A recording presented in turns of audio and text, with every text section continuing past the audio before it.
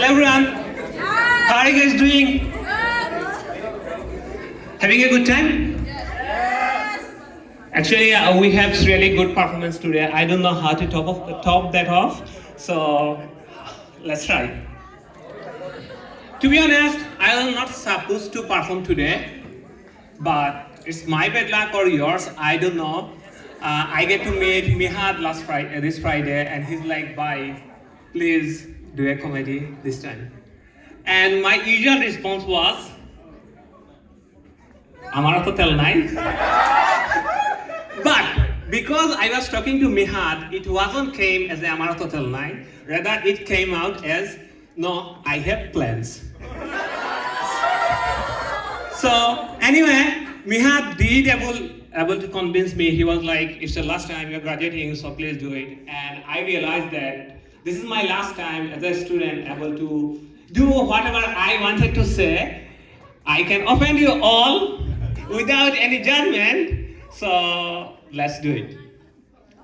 To be honest, my reluctance to do comedy is not because I can't do comedy, but because I am afraid to offend you all.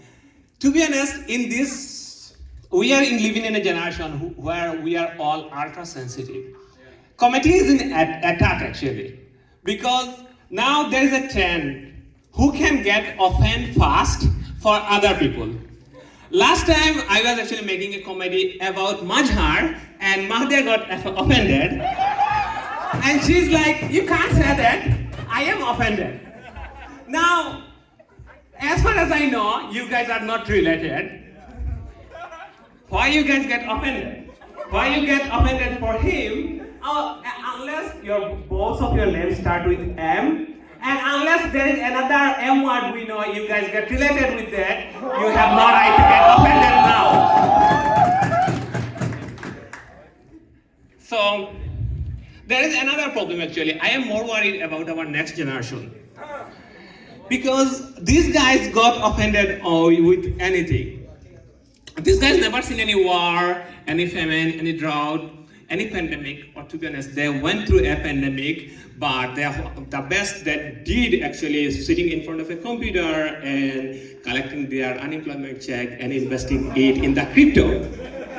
I am also part of that, but these guys can get offended with very simple things. For example, like cyberbullying. You ask any young kid like what you are worried about, what is the worst problem you guys facing, and he will be like, cyberbullying.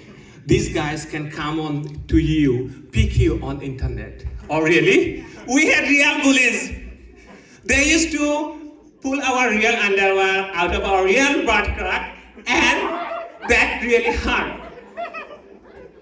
You don't have to go fill out a Twitter at the end of the day from your Snapchat.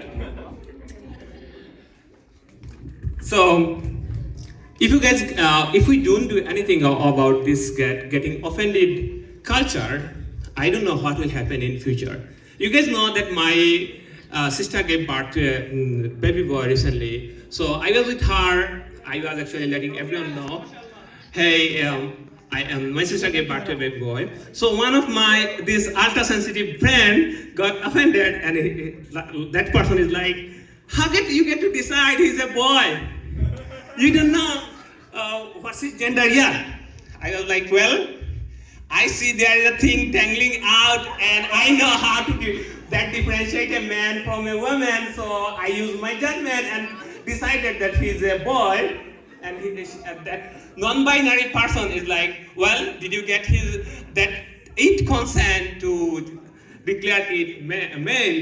I was like, "Well, what next? Should I get a consent from the fetus to give birth to a boy?" Okay. If you are already get offended, I am sorry. I don't know what to do. And if you didn't get offended, and in the goal of not getting anyone offended, today I decided to talk about girl power. And I know.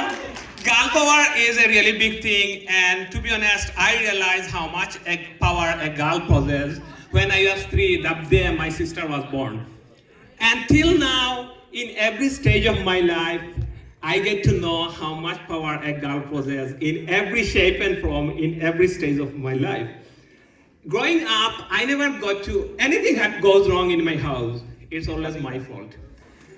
Any argument, any fight with my sister, it's my fault. I'm not saying that wasn't my fault, probably 90% of the time it was my fault, but on those rare occasions when it was not my fault, still, I never got the judgment in favor of me. I remember I used to have a Game Boy when I don't know whether you guys remember what is Game Boy or not. So my sister broke it. So as usual, I was kid, I was screaming at her. What I can do actually, I just screaming. And the next thing I know that she said sorry. No, she will never do that. So next thing I know, she started crying and my mom is beating me for making her cry.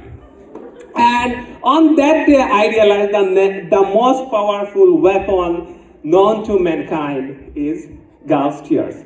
You know, you can be as strong will you can have, but you can't resist a girl's tear. You have to say yes.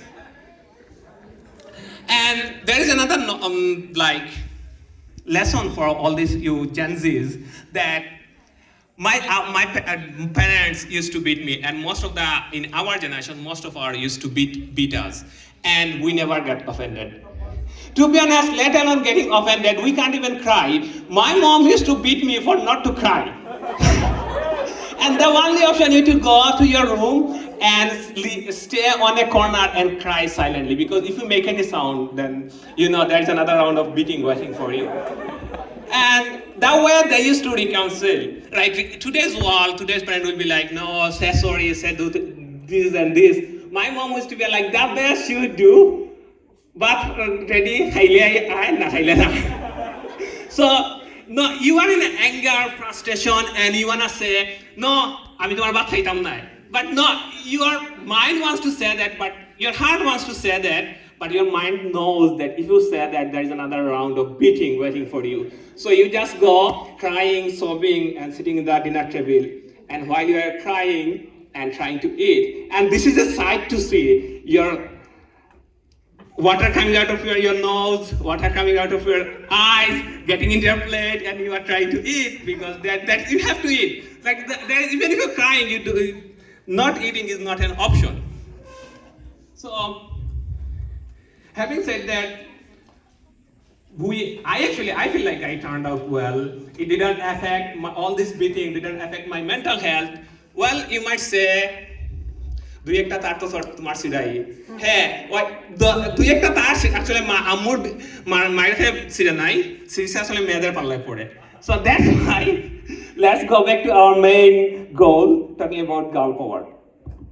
Honestly, I believe women is the most powerful life on earth ever walked in the face of earth. You might argue, let's give an example. They can get out of the situation where a guy will never even imagine to getting out from. For example, recently I was actually walking with my nephew on a mall, actually babysitting. So a woman came across me and I don't know her. Like of course, she just getting on her knees and she's like, is he your son? I was like, no, my nephew.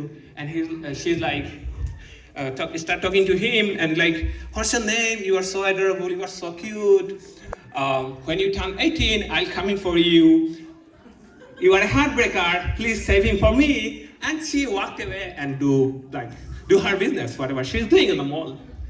Now I challenge you, any of the guys here on this room, do the same to an unknown woman.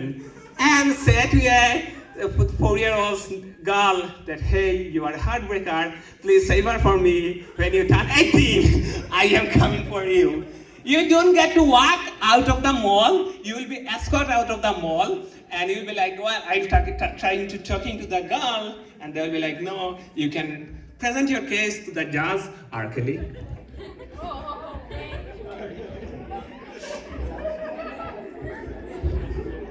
So actually, having said that, girls actually made us boys do things where we will never be imagined to do. Like for example, ফাটাকলার bathroom singer স্টেজে উঠে গান করা সাহস করে ফেলে মেয়েদের জন্য মিহাদের বাইয়ার মতো বাইয়ারা ক্রিকেট খেলা ছেড়ে দেয় ক্রিকেট খেলা থেকে রিটায়ার করে দেয় শুধু গাল পাওয়ার করে To be honest, when I learned that Mihad got girl power, I was very happy that our Gorom Tawa will get another supporter. We already for last many years we have only one supporter. So I am like, well, we get two supporters this year. But now, in order to get one player, a supporter, we also lost our most valuable player in the team. And to be honest, I am not immune to this girl power. আমিও same প্রবলেমই আছি মনে করেন যখন মিহাদ বা উজ্জ্বল আমারে বলে ভাই Batman movie দেখতে যাই মাই রেসপন্স ইজ আমারও তো তেল নাই $25 দিয়ে মুভি দেখতে যাব but when a girl say let's go to a movie I will like okay I got the ticket don't worry I'll get the popcorn and soda too so No, I watched it yesterday. So now I don't pay. That's a secret. Well, I actually, in my life, there are many girls play the most important role to who am I here. Jokes aside, for example, my ex, I'm here doing PhD, almost done. It's because of a girl too. My ex, you probably know that, most of you guys know that I used to date a girl for 5 years, one of the most wonderful women I ever known. So we dated in that college. When we graduated, get to a job, the response was, of course, letting our parents know. Both of our parents knows. And the problem is, if you are guys ever been to Bangladesh or born in Bangladesh, unless you are a doctor or business cadre, you as a guy, you are useless. And then the problem was, she's a dentist. That's what I hate you, Nuhat. So her dad's response was, what does this guy do? He's not a doctor. And then my ex, she used to watch a lot of Hindi movies and Bangla movies, whatever. She's like, okay, chalo bege biye kore feli. Kuno সমস্যা নাই, বুড়া হইছে না তো কি হইছে করে ফেলবো। But আমিও হিন্দি মুভি কম দেখি না। My response was, no, Simran na. যতদিন আব্বু রাজি না হচ্ছে ততদিন আমি ধরে বিয়ে করবো না বিয়ে করলে আব্বুকে রাজি করাই করবো তারপর ডায়লগ ছিল কি হ্যাঁ চৌধুরী সাহেব আপনি আজকে ডক্টর না বলে আমাকে রিজেক্ট করলে একদিন ডক্টর হয়ে দেখাবো